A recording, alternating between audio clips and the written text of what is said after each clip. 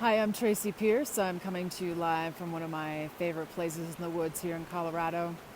So recently I threw up a question on Facebook asking people what their most burning questions about animal communication were.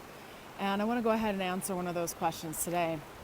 So the question is, how is it that you communicate with animals? Do they communicate with words or pictures or how does it work?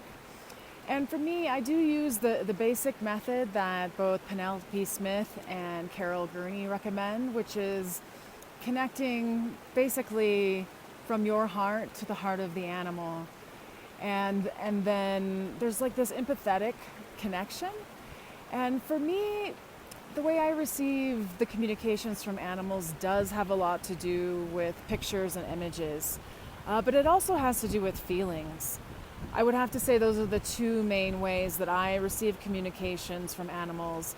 But I also do sometimes hear words, like if there is a specific word or feeling that really needs to be conveyed to the owner of the pet. Sometimes that particular word will come through very, very strongly. But mostly for me, communications are about the feelings that the animal passes. So sometimes what that means is maybe the animal is feeling sadness in its heart. And so what happens on my side is then I'll feel the sadness in my own heart as if it were happening to me. And that's the empathetic piece.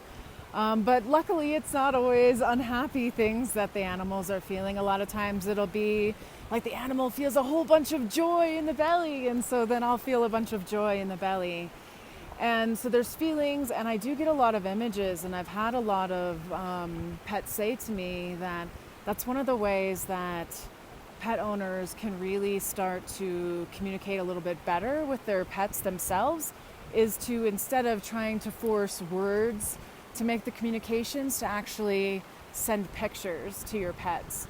I know that was certainly one of the ways that I really started to understand animal communication a little bit better, was when I was like, oh, I'm receiving these pictures, these images. It's just another form of communication that isn't necessarily verbal. All right, so that's really the basic thing with how animal communication comes through me, how I receive it. I hope that answers your question.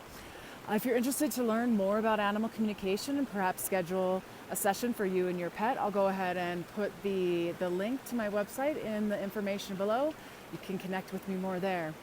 So until next time, take care and be well.